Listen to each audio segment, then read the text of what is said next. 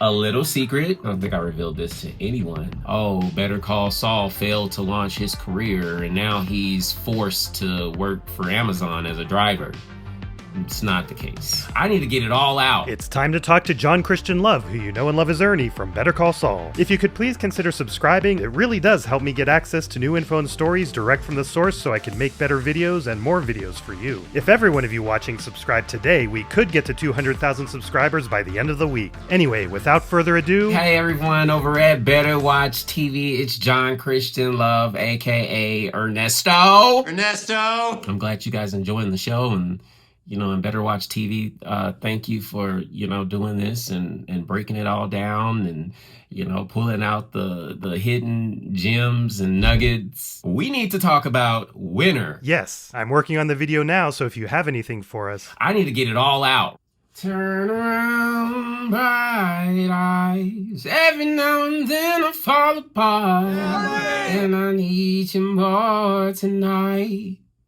And I need you more than ever. And if you only hold me tight. Ernie's really going for it. Yes, he is. Yep. We'll be holding on. You just put Ernie's version to shame. Gonna start tonight. That was, oh my gosh, probably my favorite episode. They did make me sound a little bad, and off key.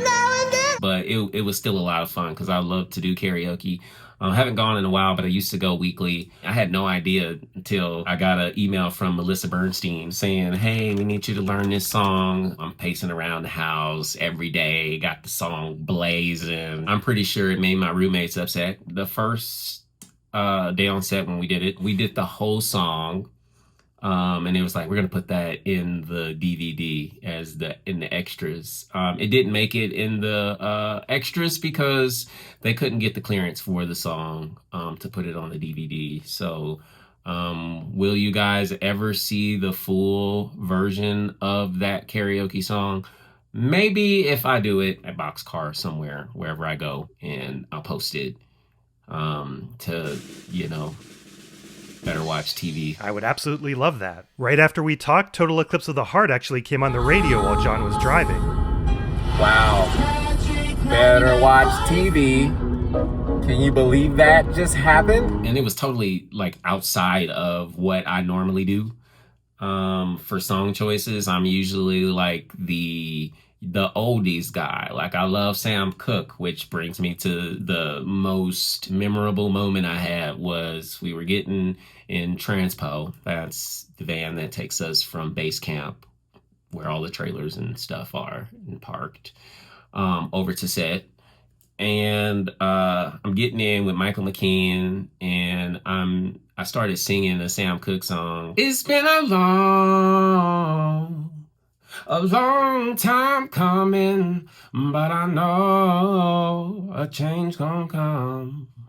Oh, yes, it will. So I'm singing that song, and he's like, oh, Sam Cooke and the Soul Stirrers. And I was like, what you know about that? He was like, oh, man, let me tell you, And then he was like, have you ever heard the song Jesus Gave Me Water?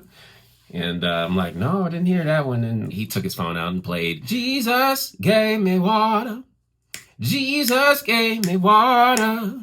Jesus gave me water, and it was not in the well. Okay, I know I'm doing a lot of singing and stuff, but yeah, I love it. I had no idea. I always have to remind myself that everyone knows Ernesto, and they do not know John Christian Love. Well, let's change that. Could you tell us about your audition? Every actor amps himself up when, audition time comes around. And back then we used to go into a room. The casting director would bring us in and they would, record the audition and give us notes and then have us do it again. And then we leave, with this nervous ball of energy, wondering if we're going to get a call back. The same day, I got a call back, and it was with the director, Colin Buxey, who is amazing. He's watching, my audition and everything. He was like, oh my gosh, you're wonderful.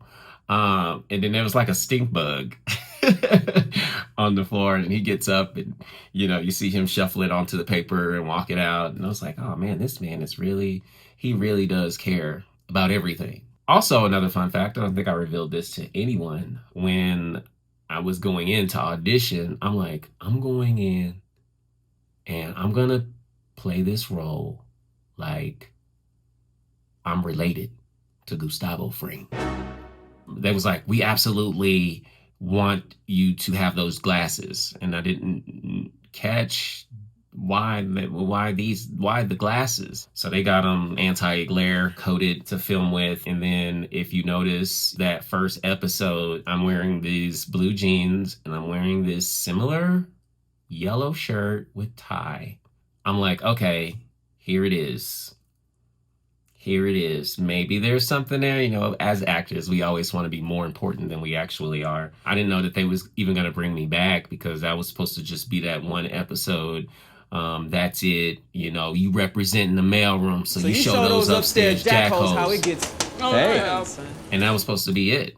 And then my agent got a call and said, yeah, we need to put a pin in Brandon, which was my former name, Brandon K. Hampton. And for episode 10, they're bringing him back. So Howard's got you looking after Chuck, huh? Yeah, it's a few extra bucks, you know. And throughout the years of filming the show, somebody was like, he could be like a nephew or something, you know, or related to Gustavo Fring. And I was like, well, they never said yes and they never said no. And Ernie's still alive out there. Who knows? And I was banking. I was like, maybe they're going to come back and they're going to do, you know, because Giancarlo wanted to do a show based around Gus and the origins. And so I was like, what if they're going to come back to the universe and they're going to bring me back? A lot of folks was like, what's Ernesto's last name? I don't know. Will we ever know? I don't know. But one interesting thing, if you guys go to lphshiring.com, you'll notice that there is one job position that has not been filled. The executive assistant liaison to the owner must have a good attention to detail. Ernesto, I appreciate your attention to detail. Almost everything was right. The Granny Smith apples were a little too tart. And, well, Ernie never made that mistake again. A true testament to Ernesto is he is a servant, you know, and I know most people are like, well, he wasn't there that long and we didn't get to see him enough. And I wish there was more. He got fired. And Ernie's out there unemployed. And John Christian Love is also out here unemployed in this reality. You have been in the news lately for having normal jobs like driving for Amazon. Yes, we got to talk about the industry, guys. A lot of you know, and probably seen the headlines from Page 6, the New York Post, People Magazine, Entertainment Weekly, that John Christian Love, you know, Better Call Saul actor, reveals his new non-Hollywood job and it sucks. You know, I also work regular jobs like most people. I'm not rich and famous as most people think. You know, so I work a 9-to-5 day job, currently unemployed. Most actors out there, and I've been working my entire life, you know, jobs. I started at Kroger pushing baskets and bagging groceries. Then from there went to McDonald's, from McDonald's to a telemarketing job. From there back to McDonald's when I moved to New Mexico for film school. From McDonald's, you know, to CVS pharmacy. I missed the mailroom. A few years after, I found myself in the mailroom at the United States Postal Service. And all I could do was think back to Better Call Saul. And I was like, did they manifest that I was going to be going to the mailroom? Anyways, I've been working jobs my entire life, and they tried to paint it like, you know, oh, Better Call Saul failed to launch his career, and now he's forced to work for Amazon as a driver. It's not the case. You know, a lot of actors out there, and I would be doing a disservice to all of the actors out there working regular jobs, you know, while they pursue their career to get their career off the ground. Granted, I've been doing it 20-something years. But I'm still kicking and I'm still working in between trying to get stuff. I'm trying to move more into content creation, which everything lives on my site at johnchristianlove.com. I put links in the description, including John's YouTube channel and his Cameo in case you want a personalized video message from him. I don't know what the next chapter is going to look like. Obviously, I quit Amazon, and who knows, you know? And just like most actors out there, the industry's in flux. Everything's changed with the emergence of streaming, and I think it provides a great opportunity for more opportunities, but things have been slow. It's just a matter of, you know, not if, but when. This show has been an honor, honestly, to work along some of the greats from Bob Odenkirk to Michael McKean, Rhea Seehorn, Michael Mando, and the list goes on. Jonathan Banks. Oh. I didn't spend a lot of time with Bob Odenkirk as I did with Michael McKean. Bob was a very busy guy, so I always take that into account. You know, I don't want to just go and be like, hey, let's talk about such and such. Like, we're here to work and, you know, do the best job, tell the best stories, and I don't want to interfere with someone's process, you know, and I know they feel the same way and they wouldn't go interfere in somebody else's process. Jimmy and Chuck, like,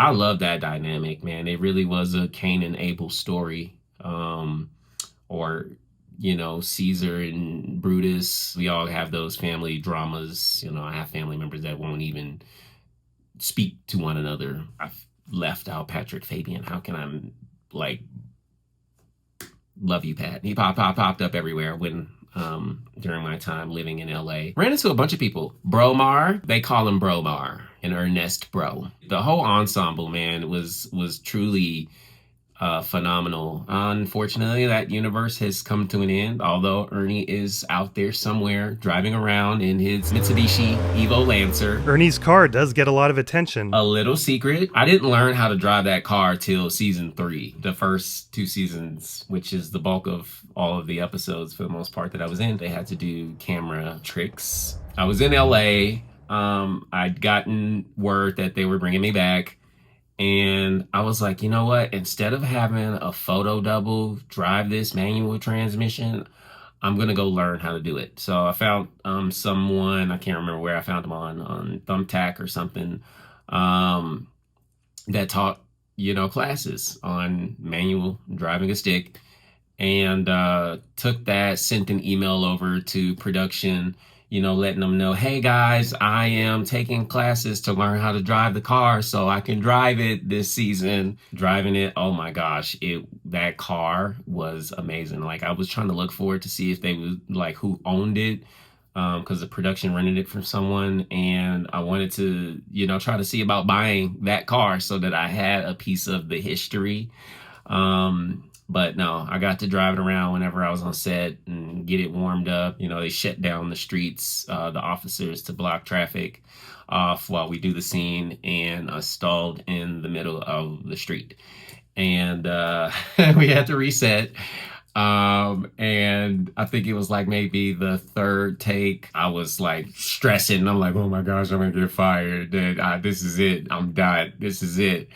And finally got through the scene, parked the car, which is where we cut, and all of the crew was clapping because I was able to get the car driven and parked in the lot. I'm truly grateful to Peter Gould, Vince Gilligan, Thomas Schnoz, John Sheben, Colin Buxey. There was a time when Vince was like, Brandon at the time, Ernie, just throw it away more, you know, just throw it away. And, you know, and I was like, well, this is, you know, Ernesto, like, he, you know, and he was like, you know what, you're right. You've been Ernie, you know Ernie, and he trusted me with that. And, you know, a lot of folks out there, you know, directors, whatever, they have an idea for a character and they know exactly what that character is. And if you're the showrunner, creator of it, you know, it's like you really know. But they still trusted us with the material and as the character, as the actor. And I think that is what every actor lives for, right? Is to have that acknowledgement that the director trusts that you can do the job and that you can, bring the words on page to life. Well, you definitely did. Thank you so much for spending the time with us. Thank you guys for just keeping this show alive, the love you guys had for Ernie. I just want to say thank you for having me on the channel. Thank you, Better Watch TV fans, for everything. And hopefully you guys will see me in something down the line. We all look forward to it. Thanks again, and thanks as always to patrons and channel members. I'll save the normal style of shoutouts for the winter episode. And if you've made it this far but haven't subscribed, please consider it. I'm obsessively staring at the number.